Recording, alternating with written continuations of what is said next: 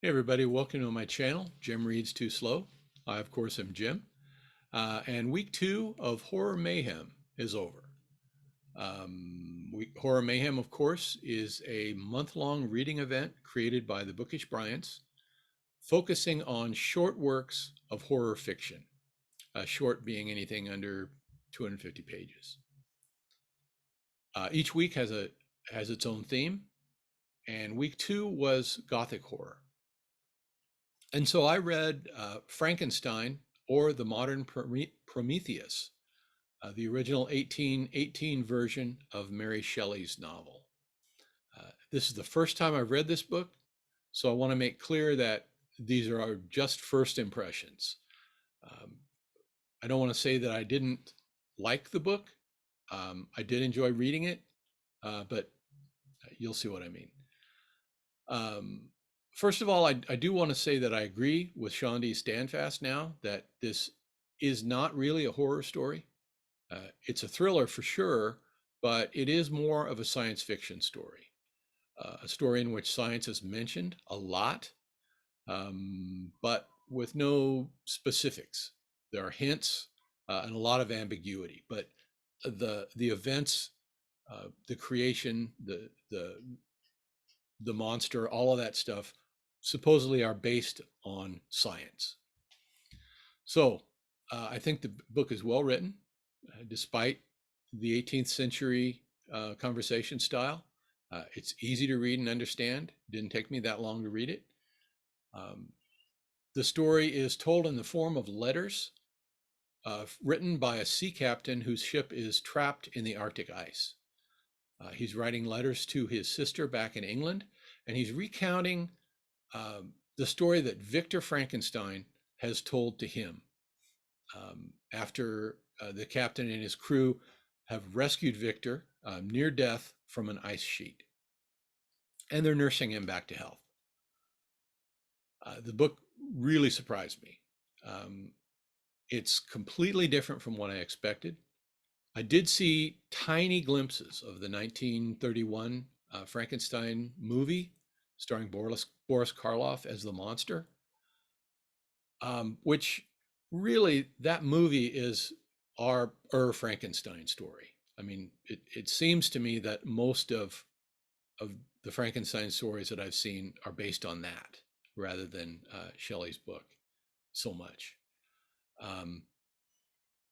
Others told me before going in that the monster comes off as more intelligent and sympathetic in the book.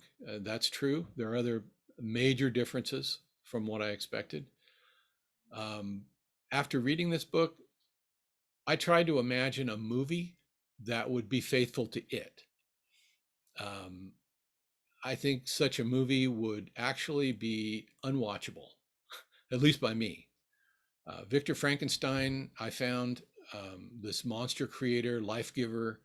He was really kind of an insufferable character, I thought.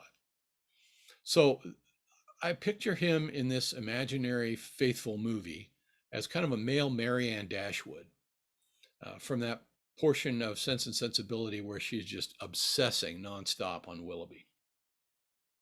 Only instead, Victor would be obsessing on this sentient being that he's created, and then immediately abandoned to fend for himself. The movie would presumably spend the first half recounting Victor's development from basically a kid from a loving family with a rather hit and miss personal education, self-education. And we would see him grow, go to college, and become a scientist, a genius scientist with the knowledge of giving life to inanimate matter. And then the movie would be 45 minutes of him whining about how disgusting his creature is, how much he hates his creature, how much he himself has had to suffer and endure because of his creature.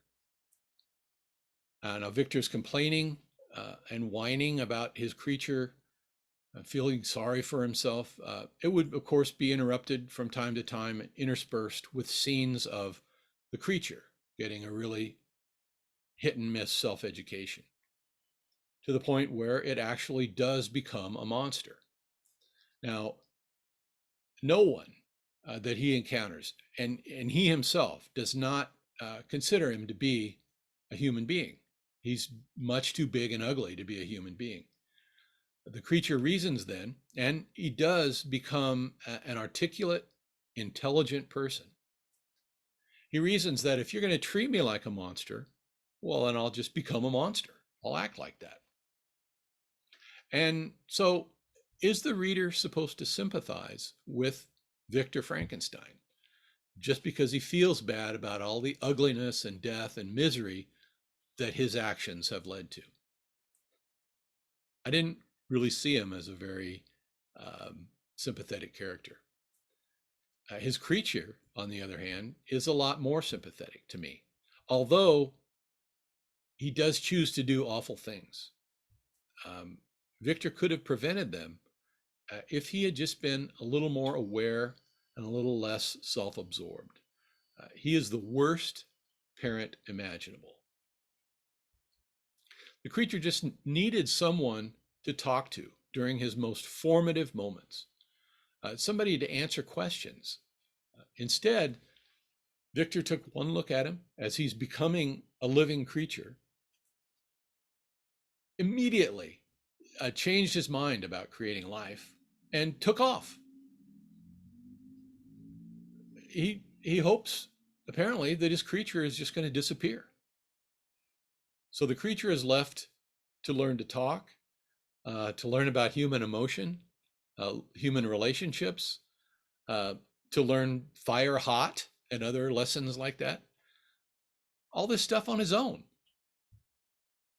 At one point, after completely giving up any hope of living among human beings, the creature meets with Victor, and he tells Victor his story up to that point, what's happened to him since Victor turned his back on him. And then the creature promises that he really will disappear if Victor will just create a mate for him so that he doesn't have to be alone anymore.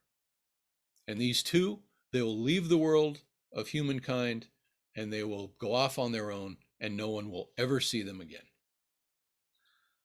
Well, the story somewhat touches Victor, and reluctantly, he agrees to the creature's demand. He will build or create a mate for the creature. But then over the ensuing months, he starts to have second thoughts. His reasoning? Well, he envisions that the offspring of this male and female, these creatures of his, possibly one day would wipe out humanity. So we have to believe that this genius scientist, who alone has the knowledge of imparting life to inanimate matter, he can only create monstrously ugly, superhuman creatures who are fully capable of reproducing. So ultimately he refuses, tells the monster, no, disappear on your own. So with that, the creature vows revenge on its creator. And he makes it his purpose in life, his sole purpose, to make Victor as miserable as possible. And then Victor vows to catch this creature and kill him.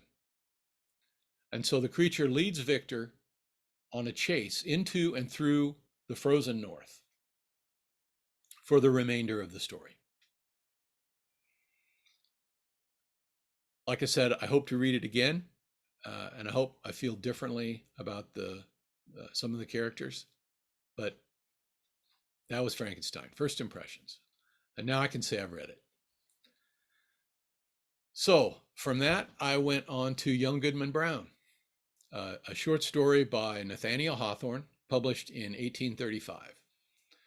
The Young Goodman Brown deals with a young man and his examination and discovery about his own faith. It is more of a horror story, I think, than Frankenstein. It takes place in New England in the 17th century, the same era as the Salem witch trials, by coincidence.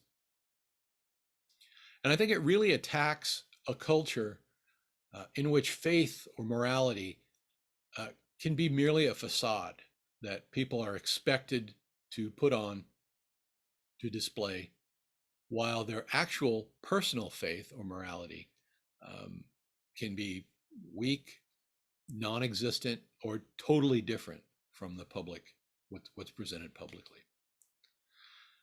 The story follows a young man who goes into the woods. Now, the Puritans believed that wild areas like the woods were intrinsically evil because they had not been tamed or Christianized yet.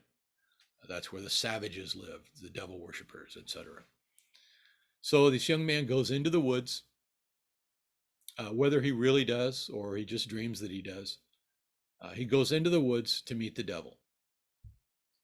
And there he learns that humans are as evil as this forest that he's in.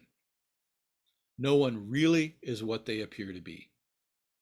Not friends, family, or loved ones. And this knowledge basically ruins his life.